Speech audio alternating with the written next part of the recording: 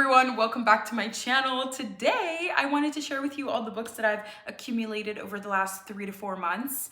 There's not that many because I have been using my local library and I'm super proud of that, and I love supporting my library. And I also have been selling and getting rid of a lot of books in my permanent collection that I'm just not that interested in or didn't like very much. So I'm kind of trying to be a bit better about buying books that I really think are like worth having a physical copy of. Some of these you'll see I've already decided that I'm getting rid of, so that's interesting. The first book on my list is Sunburn by Chloe Michelle Howarth. This is an Irish coming of age novel about a girl who falls in love with her best friend at that tender age of like, what, 16? No, even a little older, I think like 18. Thank God. I feel like reading about 15-year-olds is a bit rough, but 18, I can still kind of relate to that. I think falling in love with your best friend is always kind of rough. Falling in love with your girl best friend is like, generally speaking, universally rough. Falling in love with your girl best friend in the 90s is just always rough. Falling in love with your girl best friend in the 90s in a small town in Ireland is just gotta be not a fun time. I usually avoid sapphic books like this because I just find it so difficult to read about the lesbian experience in a sort of negative way. And although I don't think this book will be all the way negative, I can't expect there to be some kind of happy tone or ending to a story like this. So I am preparing for the worst, although I have been told that this is really worth a shot, and it just sounds like the kind of thing that I would really love. So I'm very excited to read this. I'm just waiting for the right moment because to me, this is like a summer book. This is like a Call Me By Your Name lesbian edition without the pedophilia stuff. I recently read The Safe Keep by Yael van der Wouden. Look out for my March wrap up because I read so many books in March that I'm actually going to do a wrap up at the end of this month, and I'm so excited to tell you about all the books that I've read. But The Safe Keep read, I think, like a sort of more adult version and obviously like a historical fiction kind of version of Sunburn, but for the winter time. So like sapphic yearning in the winter, in the cold house. Whereas this seems like it's just gonna burn. That's so cheesy. I can't believe I said that. But yeah, I'm really excited for the weather to kind of change and for the vibes to be right for me to pick up this book. I'm very excited for this one. The next book I got is actually a gift, but I really wanted to share it. One of my best friends got me this book for my birthday, which is S by J.J. Abrams and Doug Dorst. And if you are a longtime YouTube person, you probably recognize this book. This was like pretty popular when it came out because it's just such a cool concept. It's one of those books that's like interactive. So it's like the book itself is called S, but then inside of the book, there's like this book called The Ship of Theseus by V.M. Straka. And then inside of the book, once you open it, there's like a bunch of like letters and postcards and clues. And I don't think it's a mystery per se, but there is like a book within a book kind of concept going on. I'm not entirely sure what the idea is, but it just sounds like a really fun time. And I was always quite intrigued by this in my teens. So let me know if you've read this. I don't know if I've heard anything about it, about how it actually is, and if it's like a good book or not. So I'm a bit scared that it's not gonna be good, but I just need it to be fun, if that makes sense. If you've read this, please do let me know because the concept is so good. I would be so sad if the execution just didn't work. The next book I bought is Lucy by Jamaica Kincaid. I've been really wanting to get into Jamaica Kincaid this year. I read her first published works, which was a collection of kind of shorts called At the Bottom of the River earlier this year. So in January, I read that book and I loved it. I really loved it. And I just loved it. So I was like, I need to read more of her. So my plan is to kind of slowly accumulate some of her books. This is a novel, so I think it's going to be a bit different because the collection of works that I read by her are these almost like auto fiction, creative nonfiction kind of, like little vignettes of her life. Not per se her life, I guess, but I think her life. They were a lot about her relationship to girlhood, very coming of age theme. Most of them were kind of set when she was a child growing up. Her relationship with her mother, her relationship to herself, her relationship to her womanhood. I found them quite remarkable, to be honest, and I really enjoyed them. So I'm looking forward to getting into her full-length novels. I think she also has a bunch of nonfiction out there to read, if I'm not mistaken. I really want to read more Caribbean literature this year and get more into that, because that's my culture. I'm from the Caribbean, and reading at the bottom of the river was very intense and kind of emotional for me at times. It felt, even though Jamaica Kincaid is from a very different island than I'm from, it's not really the case, because like the food that we eat is kind of the same, and the vibes are just kind of the same. And I guess I was expecting that, but I was also just so pleasantly surprised at how relatable some of the stuff she was writing about was. So I'm very excited to read Lucy this year. The next book I picked up was definitely a regret. This is Parade by Rachel Cusk. I've DNF'd this. I started reading it, I think in February maybe, and I got maybe like 40 pages in, and I was just like, I hate this. This is my first Rachel Cusk. I have been personally recommended her before. This might be her most recent book, so I'm not really sure if this was a real fumble of a choice for me, or if I just don't like her writing. I really found this annoying, and in the past I think I would have just pushed through, but it's the kind of thing that would really put me in a reading slump, because I'm just like so annoyed. I'm so annoyed. This book is about this writer, or this artist G, and you get all these really weird vignettes, like time jumps that are very confusing, that can't possibly be about the same person, but they all refer to the writer, no, not the writer, sorry, the painter G. And I'm like, are we talking about the same person? Like, I'm sorry, if I'm like 50 pages into your book and it's completely unclear to me what's going on, and to this extent, I'm just like irritated. Like, it doesn't feel like it was necessary. It just feels like you're being annoying. This is just maybe a little too like postmodern for me. I'm not a fan. I really don't like this. I actually, like, the more I think about it, the more pissed off I am. So I wonder if I should I think it's definitely a good choice to DNF and not put myself in a reading slump over this book. I don't think it's worth it, but I just found this really annoying. The writing style is so super annoying. I don't like it. I think I need to try out her other book, like her more popular book called Outline. I do think I will try that out at some point, because I think reading her most recent book was maybe not, you know, the smartest thing to do. I think DNFing was the right choice. I'm just gonna drop this off into like a small library, and maybe somebody will enjoy this, but it's just really not for me. The next book I have is from a secondhand children's bookstore, which is really, really cute. And this is Nevermore, The Trials of Morgan Crow by Jessica Townsend. I've been meaning to read this for so long, because I saw it on, you know, Quirine on Bookstagram. She also has a book too. She posted about how much she loved this and like read kind of the whole series maybe in like a very short amount of time. And I'm always a little bit chasing like a children's book feeling. So I own quite a few children's books.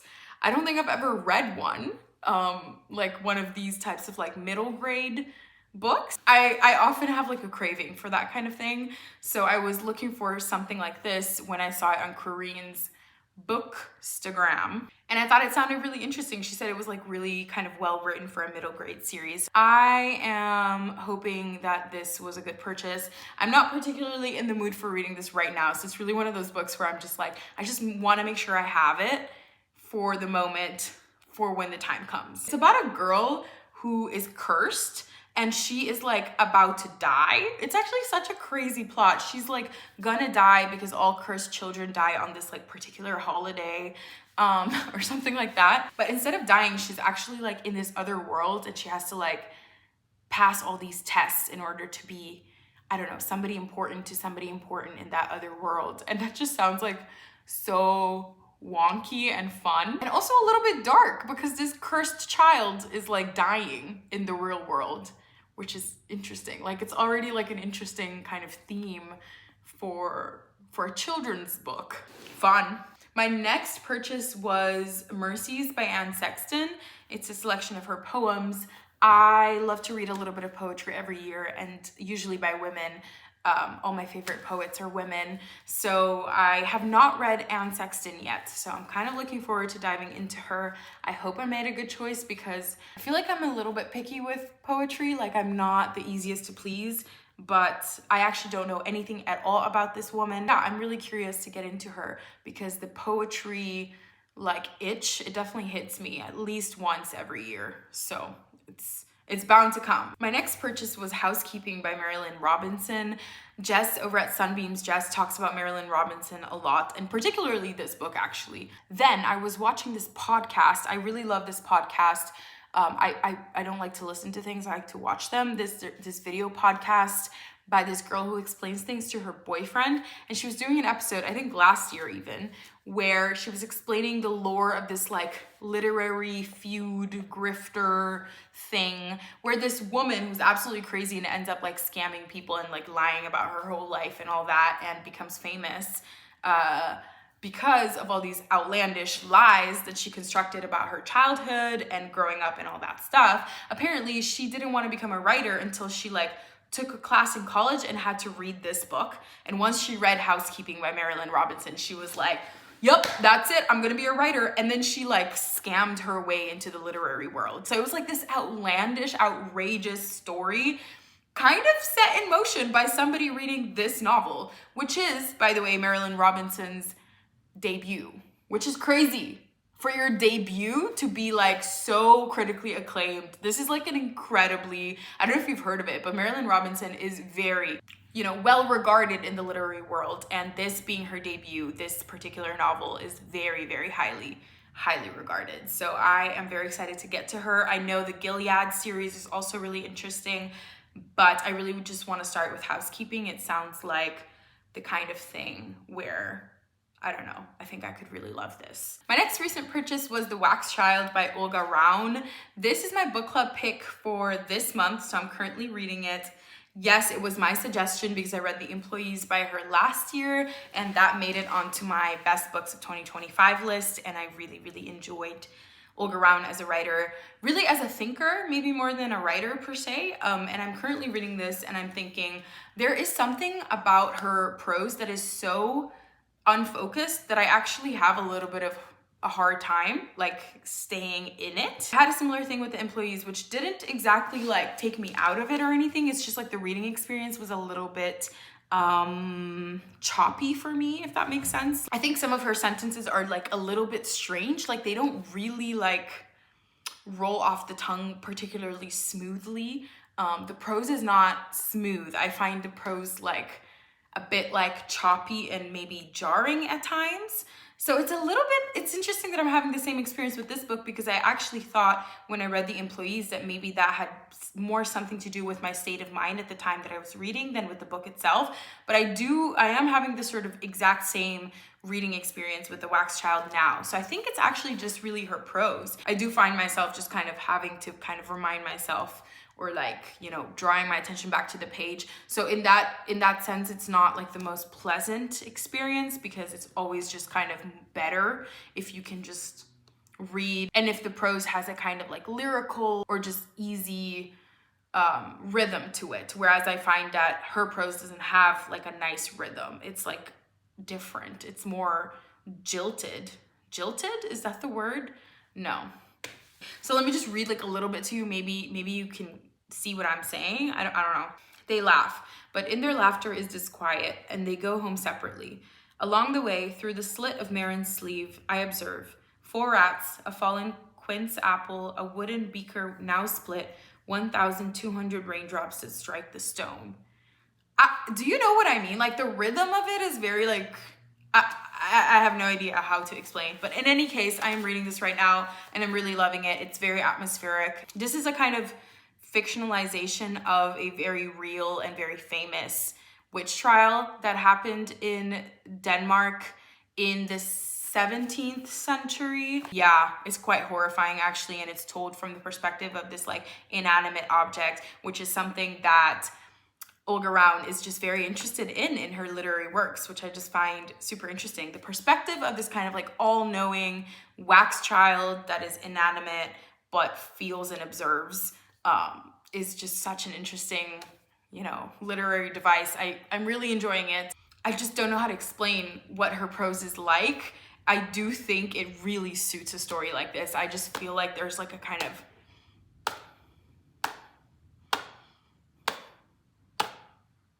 like underlying the whole story, which is actually really scary. And like the story is kind of scary. It just feels like there's this like ominous timer going in the background as all these scenes are happening. I'm like waiting for the worst to occur.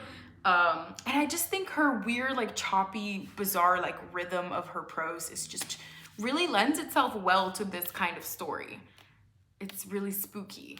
My next purchase was We Do Not Part by Han Kang. I've been waiting for this book to come out in paperback, and the other day I was at the bookstore and it was there in paperback, and I'm so happy because this is really on like my high to read list for Han Kang. I've read several of her novels. I haven't read them all, but I loved Human Acts, and I've heard from Sunbeam's Jess that We Do Not Part, at least she hasn't read Human Acts yet as far as I know, but she read this one and she heard that apparently this one and Human Acts kind of talk to each other. As far as themes go, they're very much about sort of remembering and like horrific acts of violence that are just kind of senseless, and like what that does to people, to survivors, to the dead.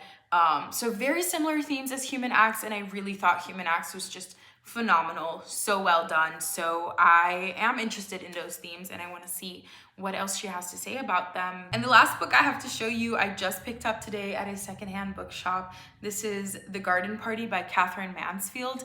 I don't know this book. I've never heard of it, but I feel like I've heard maybe the writer before. I'm not sure, but this cover really stood out to me. It is a Penguin Modern classic. It has such a pretty cover. And this is actually a book of short stories. I don't even know when this was published. I'm usually not a short story lover. Like that's not my preferred format. Oh wow, this is a writer from New Zealand. Wow, that's so interesting. I wouldn't have guessed. I don't think I've ever read from New Zealand before.